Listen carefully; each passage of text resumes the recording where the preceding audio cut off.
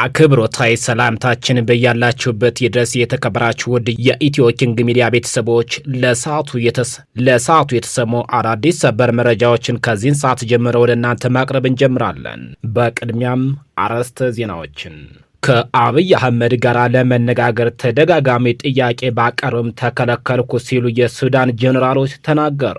የአማራ ፋኖ ብሔራዊ ንቅናቄ ካገዛዙ ሰራዊት ነጻ ባወጣቸው ቀጠናዎች ላይ ህዝባዊ ውይይቶችን አጠናክሮ መቀጠሉን አስታወቀም። የአገዛዙ ወታደሮች በሰላማዊ መንገድ እጅ ለፋኖ እየሰጡ መሆኑ በአገዛዙ ቤት ከፍተኛ ድንጋጤ ፈጥሯል።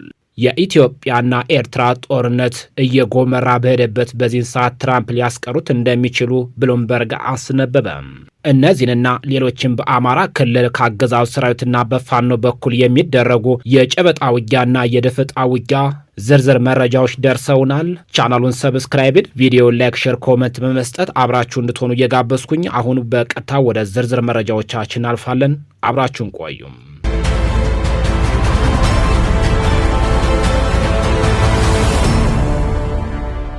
የአገዛዙ ወታደሮች በሰላማዊ መንገድ እጅ እየሰጡ ነው። የአማራ ፋኖ ብሔራዊ ንቅናቄ ጎንደር ጠቅላይ ግዛት እዝ 204ኛ አስቻለው ደሴ ኮር አጼ ፋሲል ክፍለ ጦር የአገዛዙ ወታደሮች በመቀበል ላይ ነው። የክፍለ ጦሩ አዛዥ አርበኛ ዝናው አያናው ጋራ በተደረገ ንግግር አንድ የሻምበል መሪውን ጨምሮ 11 የአገዛዙ አድማ በተና አባላት ከአንድ ብሬንና 11 የነፍስ ወከፍ ክላሽኮቭ ትጥቆች ጋራ ክፍለ ጦራችን ተቀላቅለዋል ብለዋል። አሁንም ቢሆን ለወደቀ ስርዓት እርስ በርስ ከምንገዳደል በሰላማዊ መንገድ ትግላችንና አባላችንን እንድትቀላቀሉና ትግላችንን የጋራ እንድናደርግ ወንድማዊ ጥሪ እናቀርባለን ሲል እዙ አስታውቋል። የአማራ ፋኖ ብሔራዊ ንቅናቄ ከአገዛዙ ሰራዊት ነጻ ባወጣቸው ቀጠናዎች ህዝባዊ ውይይት እያደረገ መሆኑን ገለጸ።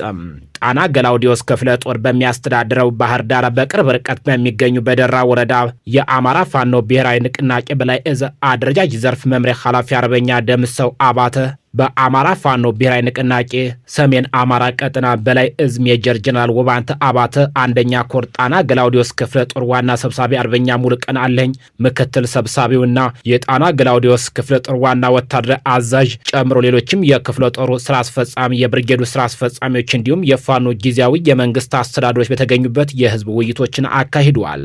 በህዝባዊ ውይይቱም ለህብረተሰቡ ዋና ዋና ጉዳዮችን በማንሳት ሰፊ ግንዛቤ መስጠት ተችሏል። የወረዳው ህዝብ በማደራጀት ከአገዛዙ ሰራዊት ራሱን እንዲጠብቅ ግንዛቤና ማብራሪያም ተሰጥቷል። የፋኖ ትግል አሁናዊ ሁኔታ ሰፊ ማብራሪያ ተሰጥቶበታል። በፋኖ ስም በየቦታው ህዝብ የሚዘርፍና የሚያሰቃዩ ግብር ነውረኞችን ተመጣጣኝ እርምጃ በመውሰድ ህዝቡ በነጻነት እንደሚንቀሳቀስና የቀበሌ የወረዳና የዞን መዋቅር በመዘርጋት የስራ አቅጣጫ በመስጠት በተለያዩ ጉዳዮች ምክክር ሲያደርግ ውሏል። በመጨረሻም በመድረኩ የተሳተፉ የህብረተሰብ ክፍሎች ያነሷቸውን ሀሳብና ጥያቄ በፋኖ አመራሮች ተገቢ ምላሽና ማብራሪያ በመስጠት የዕለቱ ውይይት መድረክ በሞቀና በደመቀ ሁኔታ ተጠናቋል ብለዋል። በደሴ ዙሪያ በተደረገው ውጊያ የፖሊስ አመራሮችና የትራፊክ ፖሊሶች መሰዋታቸው ተሰምተዋል። የደሴ ከተማ አስተዳደር ፖሊስ መምሪያ በከተማዋ ዙሪያ በተደረገው ውጊያ ለብልጽግና መከላከያ ሰራዊት መንገድ ሲመሩ በፋኖ ለተገደሉ የመንገድ ትራፊክ አባላትን ጨምሮ ለፖሊስ አባላት የህሊና ጸሎት ፕሮግራም ማካሄዱን አስታውቋል። የህሊና ጸሎቱ ፕሮግራም የተካሄደው በዛሬው ዕለት በደሴ ከተማ ፖሊስ መምሪያ አዳራሽ መሆኑም ተነግሯል።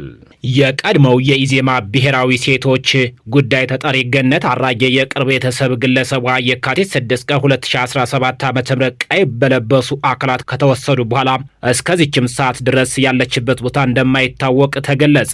የግለሰቧ የቅርብ ቤተሰብ እንደገለጹት ገነት አራጌ በወቅቱ 6 ኪሎ አካባቢ በሚገኝ የጓደኛዋ መኖሪያ ቤት ነበረች። ገነት አራጌ መወሰዷን እዛው አካባቢ ከነበሩ ልጆች በስልክ ተደውሎላቸው እንደሰሙ የሚገልጹ የቅርብ ቤተሰብ ከተወሰደች በኋላ ድጋሚ ይዘዋት መጠው አልጋ ልብስ ይዛ መሄዷን ነግረውኛል ሲል ተናግረዋል።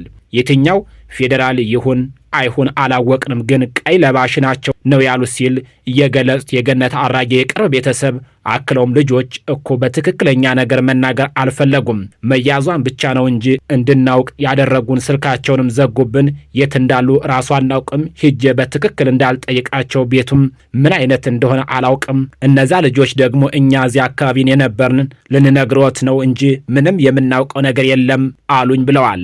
አሁን ላይ ግለሰቧ የት እንዳለች እንደማያውቁ የጠቆሙት የቤተሰብ የኢትዮጵያ ሰብአዊ መብቶች መብቶች ኮሚሽን ሄደው ያለውን ነገር ማመልከታቸውን ገልጸው ሆኖም ከነሱ በኩል ቢሆንም ያገኙት ምላሽ በሚዲያ ሰምተናል የሚል መሆኑን ድጋሜ በስድስተኛ ወር ሄደው ቢጠይቁም እኛ የቻልነውን እየሞከር ነው የሚል ምላሽ እንደተሰጣቸው አስታውቀዋል።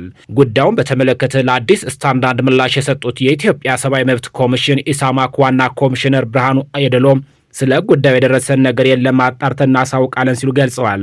አሁን ላይ በተለምዶ ቀይ ቦኔት ለባሾች ይባላሉ እንጂ ማን እንደሚሰውር ግልጽ አይደለም ያሉት ዋና ኮሚሽነሩ አክለውም ለገንዘብ ሲባል የሚደረጉ ሰዋሪዎች መኖራቸውን ያነሱት የኢትዮጵያ ሕዝብ አብዮታዊ ፓርቲ ኢሃፓ በበኩሉ የካቲት 9 ቀን 2018 ዓ.ም ባወጣው መግለጫም በአሁኑ ወቅት በሀገራችን ኢትዮጵያ ዜጎች በሕግ ጥላ ስር የመጠበቅ መብታችን ተጥሶ ከቤታቸው በጸጥታ አካላት ከተወሰዱ በኋላ ያሉበት ሳይታወቅ ዳብዛቸው የመጥፋቱ አሳሳቢ ክስተት ቀጥሏል ብሏል። ፓርቲው በመግለጫው በተለይም ከአንድ ዓመት በፊት ከአዲስ አበባ ከተማ ተይዘው የተወሰዱ ወጣቶች እስካሁን ድረስ ያሉበት አድራሻና የደህንነት ሁኔታ አለመታወቁ ፓርቲያችንና መላው የኢትዮጵያ ሕዝብ እጅግ አሳስቧል ሲል ገልጿል።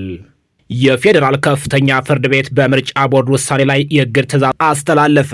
የፌዴራል ከፍተኛ ፍርድ ቤት በብሔራዊ ምርጫ ቦርድና በዲሞክራሲያዊ ስምረት ትግራይ መካከል እየተካሄደ ያለው የህግ ክርክር ላይ ውሳኔ እስኪሰጥ ድረስ በቦርዱ ውሳኔ ላይ ጊዜያዊ እግድ መጣሉ ታወቀ። ክርክሩ የተነሳው አቶ ጌታቸው ረዳ በሚወክሉት ዲሞክራሲያዊ ስምረት ትግራይ ፓርቲ አቅራቢነት ሲሆን ፓርቲው በየካቲት 19 ቀን 2018 ዓ.ም ባስገባው የቃለ መሐላ አቤቱታ የቦርዱ ውሳኔ እንዲታገድ ጠይቆም ነበረም። የፍርድ ቤቱ ትዕዛዝ ዋና ዋና ነጥቦችም የጊዜያዊ እግድ ውሳኔ ምርጫ ቦርድ በየካቲት 16 ቀን 2018 ዓ.ም በአማራና በትግራይ ክልሎች መካከል አከራካሪ በሆኑ የምርጫ ክልሎች ላይ ያስተላለፈው ውሳኔ ክርክሩ እስኪያልቅ ድረስ ታግዶ እንዲቆይ ፍርድ ቤቱ አዟል።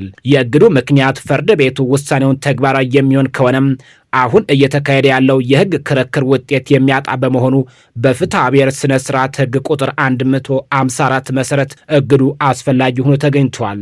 ለተከሳሽ የተሰጠ መመሪያ የኢትዮጵያ ምርጫ ቦርድ የክስ ግለባጭ ደርሶት በጉዳዩ ላይ ያለውን ምላሽ እስከ የካቲት 25 ቀን 2018 ዓ.ም እስከ 8 ሰዓት ተኩል ድረስ እንዲያቀርብ ታዝዟል። ምርጫ ቦርድ በእግዱ ትዕዛዝ ላይ ቅሬታ ወይም አስተያየት ካለው በቀጠሮው ዕለት ይዞ እንዲቀርብ ፍርድ ቤቱ መጥሪያ እንዲጽፍ አዝዟል።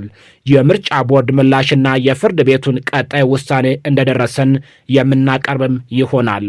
ወደ ሌላው መረጃችን ስናልፍ ከአብይ አህመድ ጋር ለመነጋገር ተደጋጋሚ ጥያቄ በማቅረብ ተከለከልኩ አሉ የሱዳን ጀነራል አልቡርሃን ከአሜሪካው ተንታኝ ካሜሮን ሁድሶን ጋር ቆይታ አድርገው የነበረ ሲሆን በነበራቸው ቆይታ ከኢትዮጵያ ወደ ፈጣን ድጋፍ ኃይሎች እየደረሰ ያለውን ወታደራዊ አቅርቦት አሳስቦኛል ሲሉ ገልጸዋል።